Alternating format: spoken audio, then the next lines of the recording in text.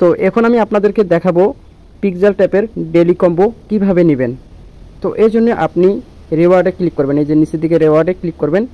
এরপর আপনি এই যে নিচেরটাতে ক্লিক করবেন, এখান থেকে প্রথমত ক্লেম করে নেবেন। তো ক্লেম করে নেওয়ার জন্য আমি কিন্তু ক্লেম করেছি। তো ক্লেম করা হয়ে গেলে আপনি এই যে উপরেরটি দেখতে পাচ্ছেন ডেইলি কম্বো, তো আপনি এখানে প্লের উপর ক্লিক করে দেবেন।